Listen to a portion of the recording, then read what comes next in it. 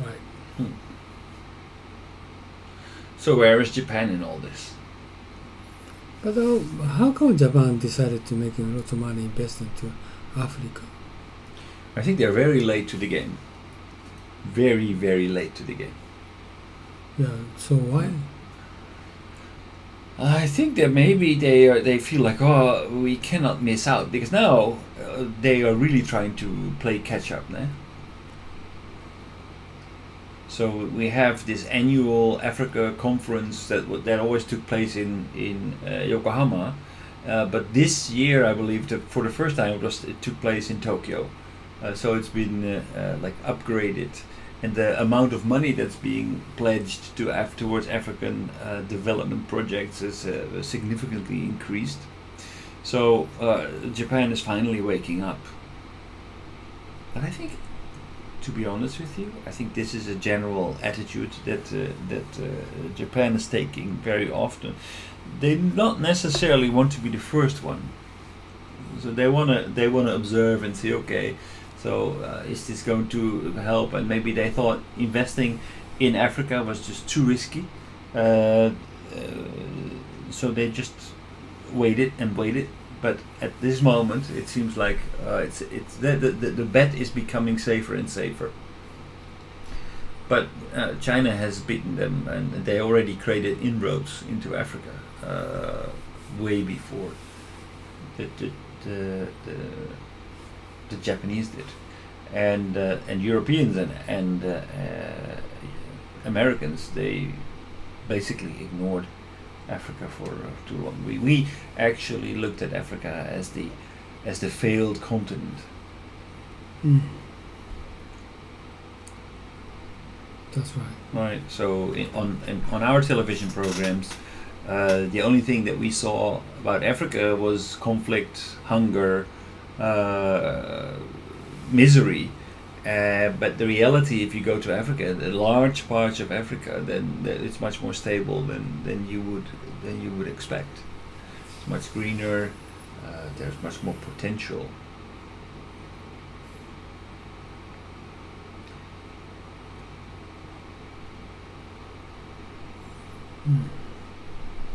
But yeah, also like this is really. I don't watch television. But I did watch television for a number of years in Japan. But when do you see Africa on television? Yes, very few. Never. Never. No interest. No, yeah. It's not on the radar here. No. BBC has many programs about Africa. Right. CCTV probably Yeah. has programs about Africa. So it's a Urusan needs a hen. Oh, got tired. Sleepy. It's too early for the second coffee, or shall I get some coffee for you? Yeah, one more 10 minutes. 10 minutes. Drink was. Oh. Oh. Recently, I'm working hard for programming. So that doesn't make you sleepy? No. No. Stay up late. Mm. Wake up at early this morning, 5. Mm. 5. So that's right now. Not dry. But sleepy. But sleepy. Yeah. What time do you go to bed? Last night, 10:30. Okay. Oh, that's Not okay. I need 8 hours. ah.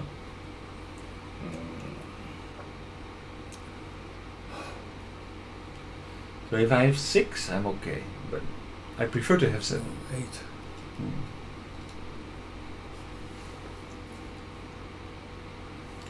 Actually, I think if you need 8, then you better get 8, because if you have less, then the productivity is, and especially with programming, it's very important that you can be concentrated. I tell you, every day, 3 o'clock, just 10 minutes nap. Power nap. Take rest. Do you work here? Do you study here or at home? Yes, yes, yeah. Afternoon study here, Oh. and every day 3 o'clock. Lost mind. Oh. 10 minutes, 20 minutes. Oh, you sleep here? Yeah, It's in your chair. not sleep. Lost mind. Lost mind. And that means a micro sleep. Yeah, that's. Just like this.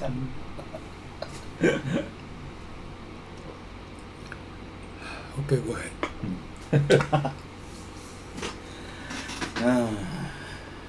これはレポビタンじゃないでしょ。 No, Looks like, cheaper one. but it's called Same. D. Same but Same cheaper. category. So Same but cheaper. rich mean D. Rich mean D. So Yeah, butレポビタン D. same contents but Rich mean. cheaper one. Not famous. Same contents. Yeah, Are just you same. sure? Yeah, I don't know. It's a small company, but it's the same content. And where do you buy it? This one? This one. Yeah, from here. On your phone. Here. Oh.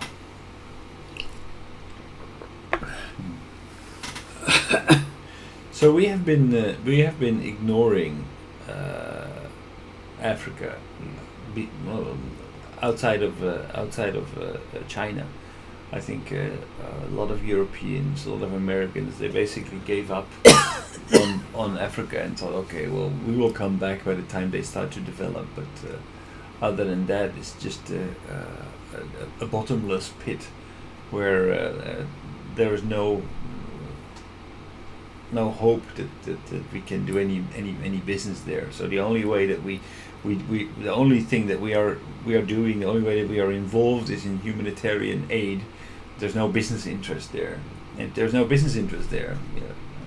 It was really a matter of donor versus recipient, and Africans hated that. Obviously, felt humiliated. First, they were colonialized, and then after colonization ended, they did not re-establish their economies very quickly, and actually this kind of aid was humiliating. And then China steps in, gives them the opportunity with no strings attached, basically, to get money and develop an infrastructure that they so desperately need.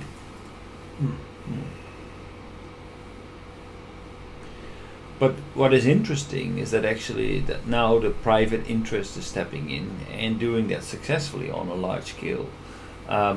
And if you go to Africa, what you see is that actually also historically, when I was there 25 years ago, already the Chinese were there, and the Indians. Chinese were there, but like small business, not like large scale far away or whatever, but not for infrastructure. No, just shopkeepers. Who were forming kind of like together with the Indians, the Chinese were forming the middle class in Africa. So you had the upper class were the white people, then the middle class were the Chinese and the Indians, and then the lower class were the Africans. But the Chinese infrastructure is already there, so that made inroads much easier. I don't think many Japanese people were there, living there. Oh, Chinese all over the world, except India. Except India, yes, that's right. I don't know why not India, but except India. The Chinese go everywhere. I don't know, they are spread all over the world. Only India, they don't, no Chinese in India.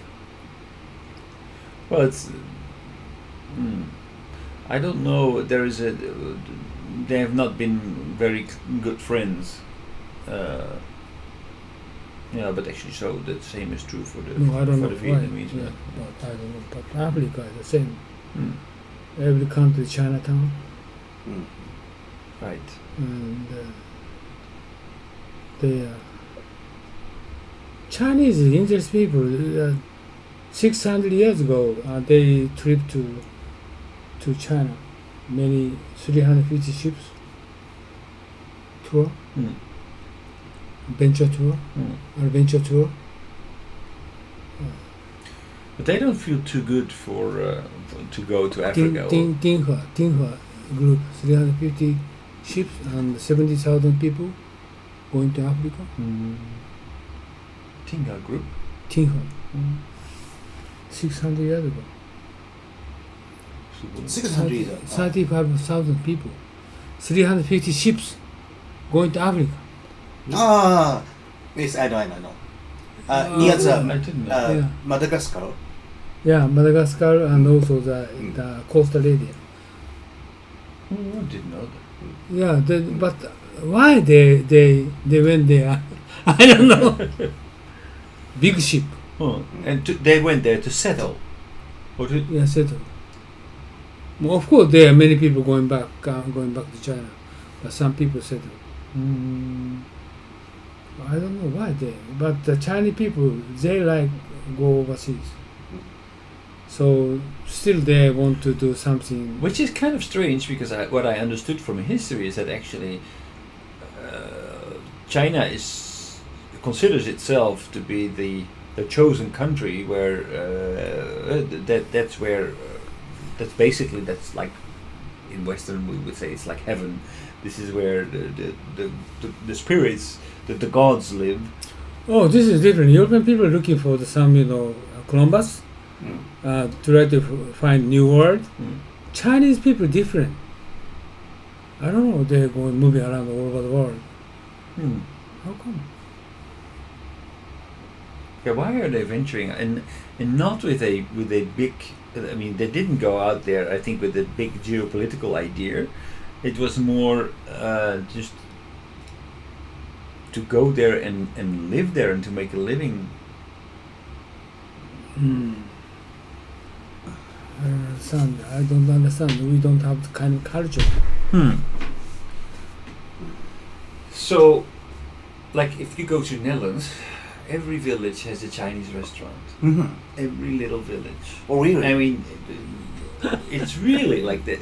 Even if there's nothing there, only an ATM, a church, and a Chinese restaurant. It's like everywhere there's a Chinese restaurant. That food is localized Dutch? Yes. Yes. It's actually a crossover between Chinese and Indonesian food. To the Indonesia. A hybrid. Right. It's a hybrid food. But it's very, like, everybody, like Sunday at 7:00 there is the national soccer competition is on television. So every guy wants to be home and watch television, but like 50% of the food is usually takeout because the wife doesn't want to cook. So 50% is potato fry, 50% is Chinese. Wow. So it's usually what is going to be Chinese or potato fry. Chinese living in the Dutch. They are all Protestants. No. Oh no. No. Well, actually, this is also why I really respect them because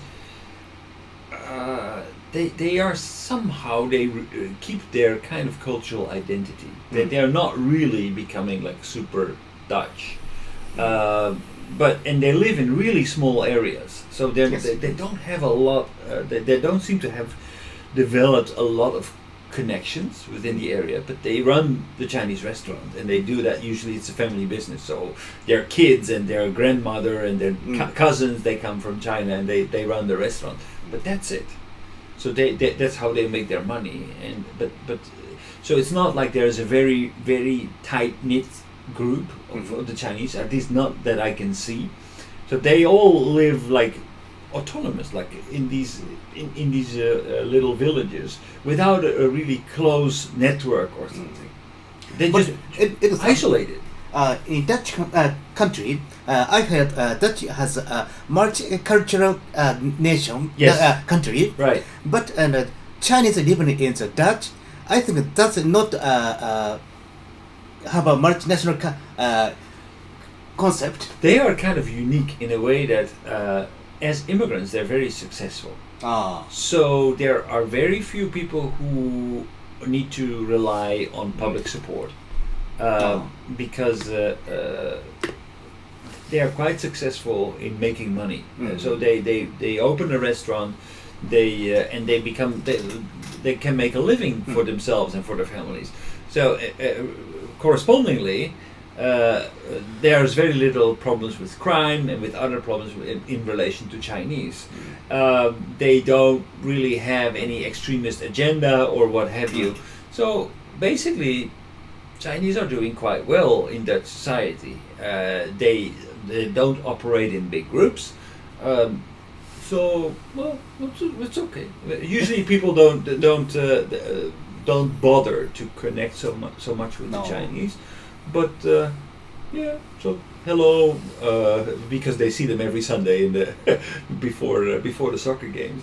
But yeah, I mean, imagine that you come from China, you go to a Tondimanai Kuni, in a Tondimanai rural area, and you're opening a restaurant. That's where you're going to live the rest of your life. Yeah. Well, how many people would do that? I think Chinese in living in the Dutch, they already had their own school for the Chinese school, isn't it? No. They go to Dutch schools. Wow. Yeah. They go to Dutch schools. No. I'm not they aware. They could speak the Dutch. Yeah. Oh. Yeah. Yeah. Or the kids. The kids who are done. The elder generation have problems, but they need to survive. So they need to be able. So it's kind of famous in the Hatzon, the Chinese Hatzon. If you go to Chinese restaurant, Leisterbar. Yes, great. Yes. I got it. So they speak like 4 sentences for whatever they want to. They need in order to sell their goods, but not much more. Not much more. But that's enough. So I think that Chinese people they don't worry about going to Africa. Japanese people they don't want to live in Africa. Okay, just they're going to stay for business 2 or 3 years, but this only large company send them to stay worldwide. But the Chinese people they live there. So this is different. Yeah. They seem rather comfortable and not so much scared to be out by themselves, surrounded by local people, and just worrying about making a living. So if you're going to Africa, you can find that Chinese restaurant everywhere. Yeah. So we can find that Japanese restaurant everywhere in Africa, only big city. Yeah. Well, Japanese don't want to go abroad for living. They don't want to go abroad, period. Right. But 100 years ago, many people go overseas because of the farmers cannot live up within Japan, so Japanese government sends them to South Africa, South America, right, many other places, but not But easy. even if there are Japanese people are overseas, they still look for support for their own community, their own Japanese community. Right. Chinese people seem to do that much less. Independent. More independent, more comfortable in being surrounded by people who do not share the same cultural background. Well, we are here to make money. That's what we're doing. We're here to survive. Yes. Strong mentality. Yeah, very strong mentality. So currently China make investment because before that many people, more than 1 million Chinese live in Africa. So they try to make investment of railways and more easier than the other countries. They can make communication. Yeah, they make the transaction very easy. Exactly, yes. Yeah. They can get information from them, from Chinese living in Africa, right? So Japanese decided to make investment in Africa. It's not easy, and they don't know where to connect, where to communicate. No local society to communicate with. And China is everywhere. They have Chinese residents in every African countries. So they can communicate with local people. They have a bridgehead. Right? Japanese people. So I'm not sure how come Japanese government decided to make investment in Africa. Of course, they focus on some area. It is very, very clear for Japan, given their demographic situation, that they need to get out of Japan in order to keep to have the opportunity to grow and to support their businesses. So going out of Japan, okay, so then where are you going? And what is, if you look, very simple, if you look at demographic circumstances, where is the area with most potential? It's Africa.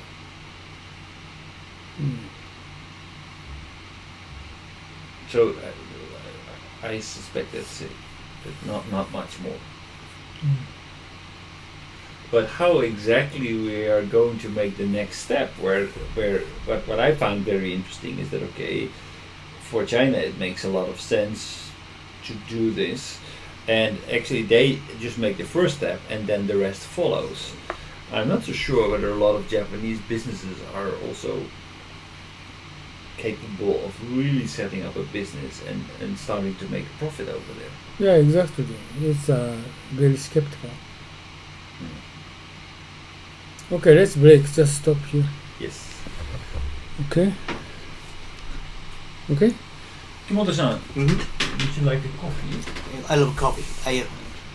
Oh, Uno-san, would you like a coffee? yeah, please. Okay. Still I'm sleepy. This looks very interesting. Takahashi still there?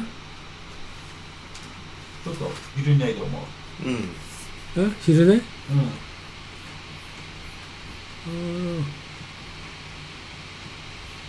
What is this? What is this, Uno-san? これ。So my son came back to Japan from the US. This is souvenir for me. Just I don't know what I decided to not eat just nuts. うん。